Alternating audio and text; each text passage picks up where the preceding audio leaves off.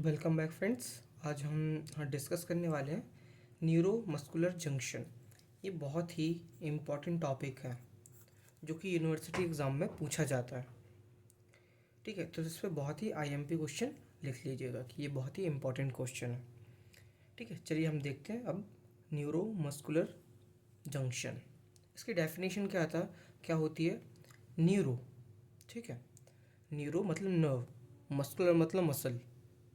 ठीक है, मतलब नर्व और मसल के बीच में जो जंक्शन बनता है उसी को हम बोलते हैं neuro muscular junction.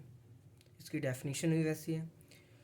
It is junction between the nerve fibre and muscle fibre is called neuro muscular junction. ठीक है, यहाँ पे जो येलो पार्ट दिख रहा है ये हमारा नर्व वाला पार्ट है, और ये जो ब्राउन वाला पार्ट दिख रहा है ये हमारा मसल वाला पार्ट है। और ये दोनों आपस में आके क्या बोलते हैं, मिलते हैं, इनरवेट होते हैं एक दूसरे पे, है ना। तो इससे हम बोलते हैं न्यूरो मस्कुलर जंक्शन। ठीक है, तो हम इस डायग्राम की भी बात करेंगे, लेकिन सबसे पहले हम आपको डेफिनेशन बता दें कि junction between the nerve fibre and muscle fibre is called neuro muscular junction. अब हम इसके स्ट्रक्चर की बात करते हैं। तो skeletal muscle fibre are innervated by the motor nerve. मतलब यहाँ का बोल रहे हैं स्केलेटल मसल जो कि हमारी ये दिख रही है ना, वो इनर्वेट होती है हमारी मोटर नर्व। ये जो दिख रही है हमारी ये मोटर नर्व है। ठीक है, इसके साथ अब each nerve fibre axon divided into the terminal parts branch innervate in the muscle through the neuromuscular junction. ये हमारा एक्सॉन पार्ट है। ठीक है, अब ये क्या करता है, इन आके किससे मिलता है? मसल से। ये जहाँ पे आके मिलते हैं उसी को हम क्या बोलते हैं? Neuromuscular junction. ठीक है, तो आपको समझ में आया कि जब एक जो नर्व होती है जब मसल के साथ आके इनर्वेट होती है तो जो जंक्शन बनाती है इसी को हम कहते हैं न्यूरो मस्कुलर जंक्शन। तो हम इसके पार्ट्स की बात करें तो इस पर एक एक्सॉन टर्मिनल होता है। ठीक है, ये होता है इसका प्री साइनेप्टिक मेम्ब्रेन।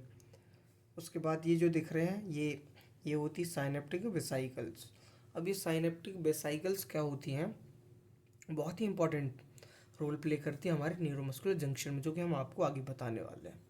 ठीक है, उसके बाद ये जो दिख रहे हैं ये होते हैं माइटोकॉन्ड्रिया। ये माइटोकॉन्ड्रिया क्या करते हैं? ये एनर्जी का सोर्स का होते हैं।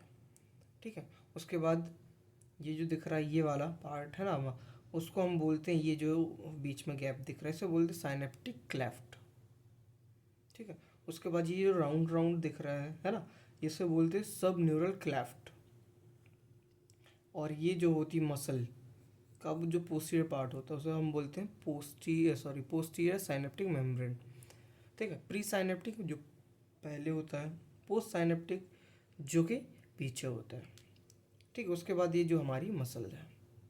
ठीक है, तो होप यू आपको ये समझ में आया होगा। अब हम इसके स्ट्रक्चर्स की बातें करेंगे।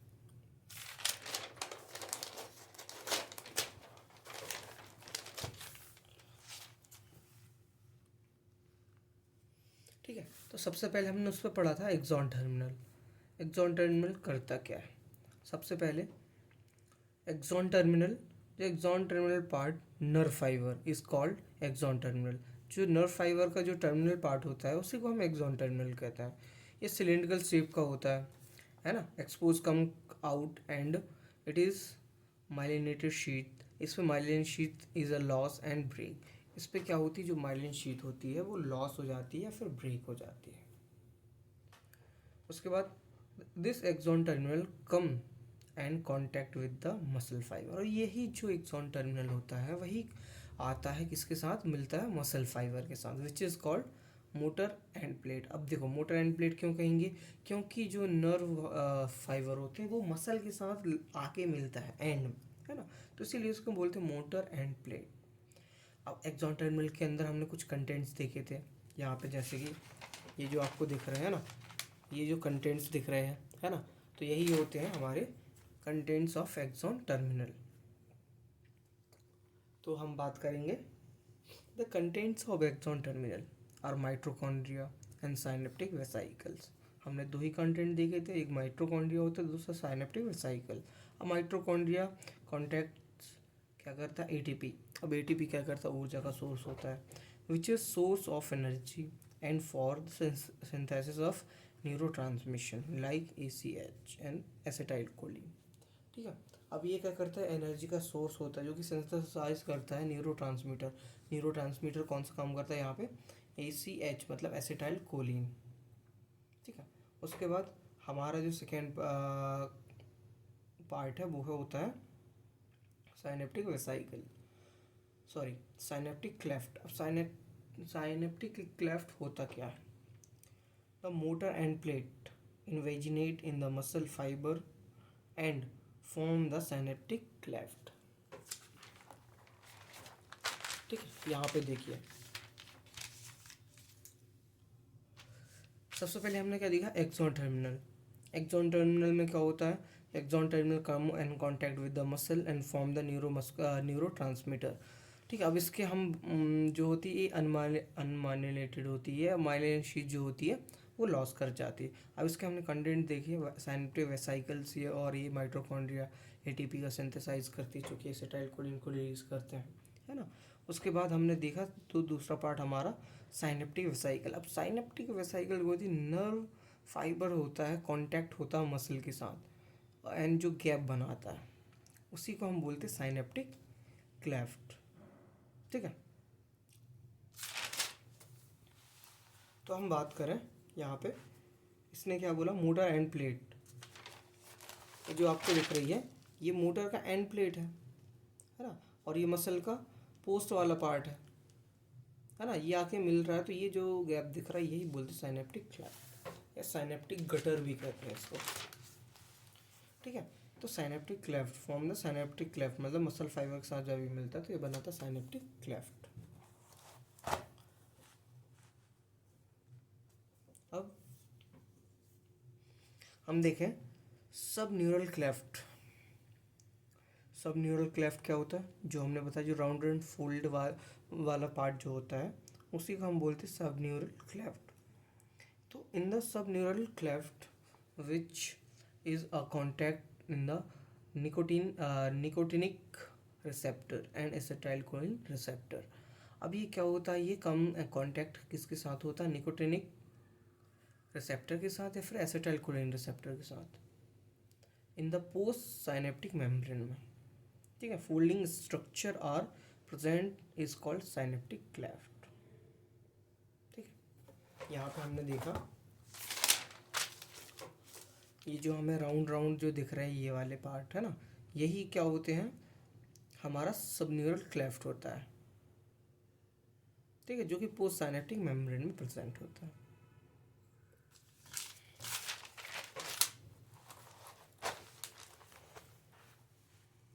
अब हम जो हमारा चौथा और लास्ट है ना कंटेंट, वो है हमारा पोस्ट साइनेप्टिक मेम्ब्रेन। अब पोस्ट साइनेप्टिक मेम्ब्रेन होती क्या है, post synaptic membrane of the muscle, muscle की जो लास्ट वाली लेयर होती है, लास्ट वाली जो मेम्ब्रेन होती है, मेम्ब्रेन ऑफ मसल, उसी को हम पोस्ट साइनेप्टिक मेम्ब्रेन कहते हैं। ठीक है, तो हमने 4 कंपोनेंट्स देखे। सबसे पहले होता है एक्सॉन टर्मिनल, उसके बाद आता है अपना साइनेप्टिक क्लेफ्ट, फिर सबन्यूरल क्लेफ्ट, देन उसके बाद आता है अपना पोस्ट साइनेप्टिक मेम्ब्रेन।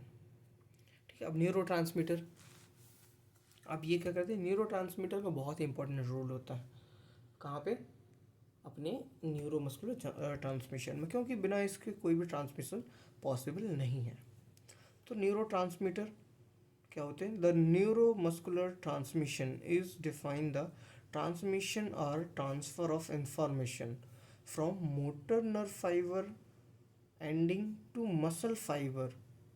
मतलब ये एक ट्रांसमिशन है या ट्रांसफ़र होती है इन्फॉर्मेशन का, जो कि मोटर नर्व एंडिंग से लेकर मसल फाइबर तक होता है थ्रू द न्यूरोमस्कुलर जंक्शन। ठीक है, the mechanism of neuromuscular transmission is the motor nerve give the impulses in the form of muscular contraction. अब इसका मैकेनिज्म क्या है, जो न्यूरोमस्कुलर ट्रांसमिशन होता है उस पर मोटर नर्व क्या होती है, इम्पल्सेस जनरेट करती है, और इम्पल्स जनरेट करेगी तो वो किस फॉर्म में करेगी, मसल की कॉन्ट्रैक्शन के फॉर्म में। ठीक है, तो ये हुआ हमारा न्यूरोमस्कुलर ट्रांसमिशन।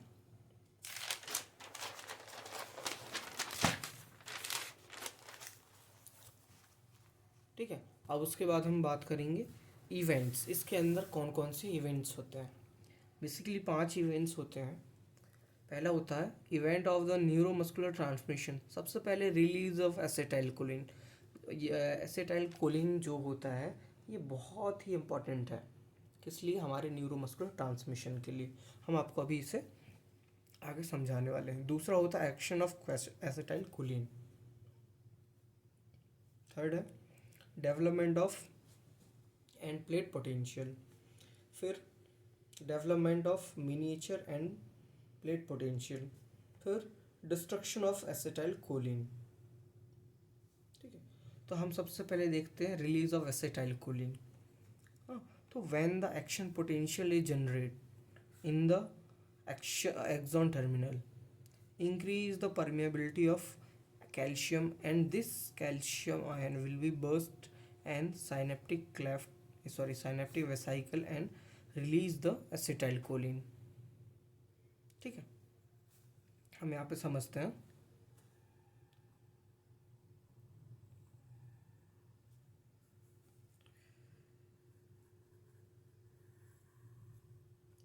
ठीक है, ये हमारा एक्सॉन टर्मिनल है। यहाँ पे हमने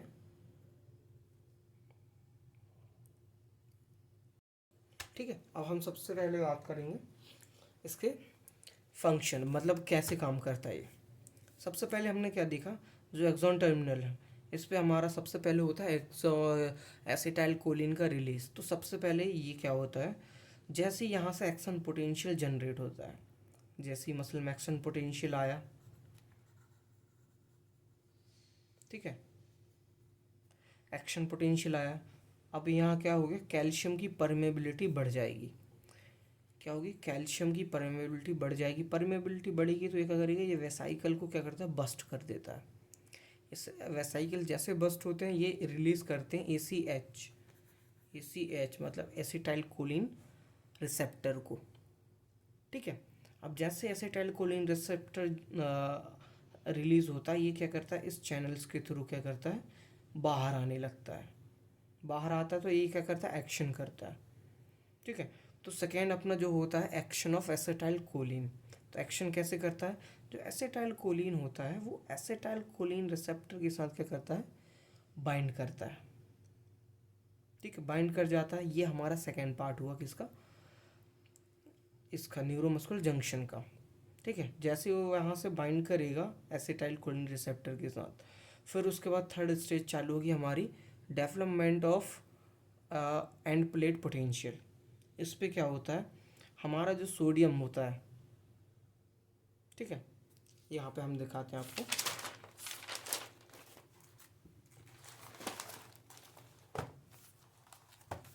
ठीक है, यहाँ पे हम बता देते हैं action potential, sorry action of acetylcholine. तो after release of acetylcholine it will enter into the synaptic cleft, and the acetylcholine bind with the acetylcholine receptor of the postsynaptic membrane and open the sodium channel, and channel produce action potential। ठीक है, तो सबसे पहले क्या हुआ कि जो हमारी वेसाइकल्स हैं वो बस्ट होती हैं तो ये क्या करती हैं, एसिटाइलकोलिन को रिलीज़ करती है। एसिटाइलकोलिन कंबाइन करता है एसिटाइलकोलिन रिसेप्टर के साथ, तो वो क्या करता है, सोडियम चैनल्स को ओपन करता है। अब सोडियम चैनल्स जैसे ही क्या होंगे, एक्टिवेट होंगे या ओपन होंगे, तो इस पे होता है development of end plate potential. तो ये क्या करता है, when the sodium ions enter into the motor end plate potential, मतलब जैसे ही sodium ions end plate potential में एंट्री करते हैं इन द रेस्टिंग मेम्ब्रेन। ठीक है, तो change the form of depolarisation, किस फॉर्म में होता है, डीपोलराइजेशन की फॉर्म में। ठीक है, उसके बाद development of miniature end plate potential. अब क्या होता है इस पर, this miniature end plate potential with develop after of maximum release of acetylcholine receptor. अब ये miniature of end plate potential कब डेवलप होता है, मैक्सिमम रिलीज ऑफ एसिटाइलकोलिन, जब मैक्सिमम एसिटाइलकोलिन रिलीज होगा तब जाके ये क्या होता है, miniature of end plate potential develop होता है। फिर डिस्ट्रक्शन ऑफ एसिटाइलकोलिन, अब बना है तो इसको टूटना भी पड़ेगा, ख़त्म करना पड़ेगा। तो क्या होता है, आफ्टर रिलीज ऑफ एसिटाइलकोलिन तो synaptic cleft is destroy, quickly. अब जैसे ही एसिटाइलकोलिन रिसेप्टर क्या होता है, आता है, रिलीज होता है, साइनेप्टिक क्लेफ्ट में क्या होता है, डिस्ट्रॉय कर देता है ये क्विकली। क्विकली वर्स्ट होगा तो क्या होगा, सोडियम चैनल्स ओपन होंगे। सोडियम चैनल्स क्या करेंगे, एंटर करेंगे एंड प्लेट पोटेंशियल में, तो ये क्या कर देंगे, डीपोलराइजेशन कराएंगे, है ना। उसके बाद क्या होता है, क्विकली डिस्ट्रॉय कर देता है एसिटाइलकोलिन, है ना। किसके साथ, destroy by the enzyme of acetylcholinesterase. कौन सा एंजाइम, एसिटाइलकोलिनेस्टरेज एंजाइम की प्रेजेंस में क्या करता है, इसको डिस्ट्रॉय कर देता है। ठीक है, यहाँ समझ में आया। अब इसको हम और अच्छे से आपको समझाते हैं। ये तो हुआ हमारा थ्योरी बेसिस, हम आप इसको शॉर्ट में कैसे समझाएंगे। ठीक है, यहाँ पे समझते हैं फ्लो चार्ट के फॉर्म में, तो ये आपको ज़्यादा बेटर समझ में आएगा। ठीक है, सबसे पहले हमारी होती है मोटर नर्व फाइबर। ठीक है, यहाँ पे मैं एक छोटा सा डायग्राम बना देता हूँ तो आप समझिएगा उससे।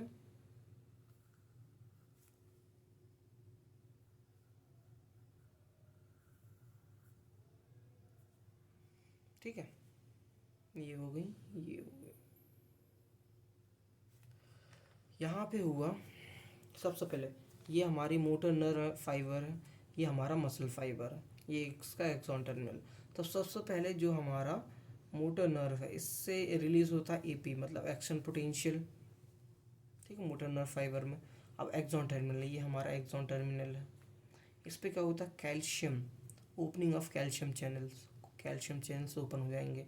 फिर entering of A calcium ion in ions form ECF। अब एंटर करते हैं कहाँ से, ECF से, जिससे क्या होता है, opening of vesicle and release of acetylcholine. यहाँ पे क्या होगी, जैसे ही एक्शन पोटेंशियल जनरेट होगा तो कैल्शियम की परमेबिलिटी बढ़ेगी।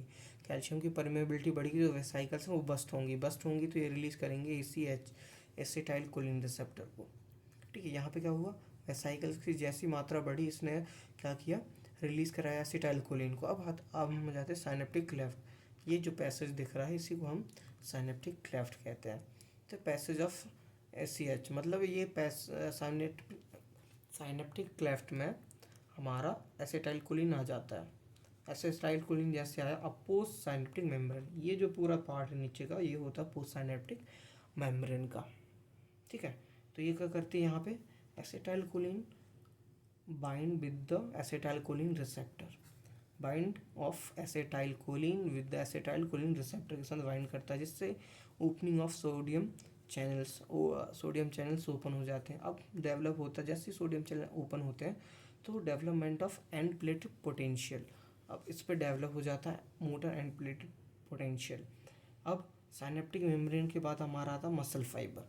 अब मसल फाइबर में रिएक्शंस क्या होता है, जैसे जनरेशन ऑफ डीपोलराइजेशन होता है तो मसल क्या करती है, एक्साइटेशन ऑफ मसल क्या करेंगी, जैसे डीपोलराइजेशन होगा मसल एक्साइट होना शुरू हो जाएंगे। एक्साइट होंगे तो क्या करेंगी, contraction of muscle fibre and muscle is ready to contract. मतलब सबसे पहले हमारा एक्शन पोटेंशियल बहुत ज़रूरी है किसी भी मसल को कॉन्ट्रैक्ट कराने के लिए, और न्यूरोमस्कुलर जंक्शन में एक्शन पोटेंशियल बहुत ही मायने रखता है, तभी जाके कोई भी चीज़ हमारा कॉन्ट्रैक्ट कर पाता है। इसको हम क्विकली रिवाइज करें जो हमें पीछे समझाया है ना, तो ये उसका बेसिक चार्ट है। यदि इसको समझ गए आप तो पूरा आपने न्यूरोमस्कुलर जंक्शन समझ लिया। सबसे पहले एसिटाइल मोटर नर्व फाइबर में एक्शन पोटेंशियल जनरेट होता है। एक्सॉन टर्मिनल में कैल्शियम चैनल्स ओपन होते हैं। कैल्शियम चैनल्स ओपन कहाँ से आते हैं, ECF से आते हैं। फिर इसकी परमेबिलिटी बढ़ती है तो ये क्या कहते हैं, बस्ट होते हैं और रिलीज कराते हैं एसिटाइलकोलिन, साइनेप्टिक क्लेफ्ट में पास करते हैं, फिर आते हैं यहाँ पे अपने पोस्टैंडरी मेम्ब्रेन में, तो बाइंड होते हैं एसिटाइलकोलिन रिसेप्टर के साथ। एसिटाइलकोलिन रिसेप्टर के साथ बाइंड करते हैं, इससे सोडियम चैनल्स ओपन हो जाते हैं जो कराते हैं क्या, development of end plate potential को डेवलप कराते हैं। फिर जनरेशन ऑफ डीपोलराइजेशन, जैसे ये होता है हमारे मसल फाइबर में, मसल एक्साइटेशन चालू कर देती है, जिसके बाद वो क्या कराती है, कॉन्ट्रैक्शन। अब मसल रेडी हो जाती है मसल कॉन्ट्रैक्ट करने के लिए। तो this is all about neuromuscular junction, और ये बहुत ही इंपॉर्टेंट टॉपिक है हमारे यूनिवर्सिटी एग्ज़ाम के लिए, क्योंकि ये मोस्टली पूछा ही जाता है। ठीक है, 10 नंबर और 15 नंबर में पूछा जाता है। तो होप यू आपको ये वीडियो पसंद आई हो। है ना। तो ज़्यादा से ज़्यादा पसंद आई तो ज़्यादा से ज़्यादा लाइक, कमेंट और चैनल को सब्सक्राइब ज़रूर। धन्यवाद।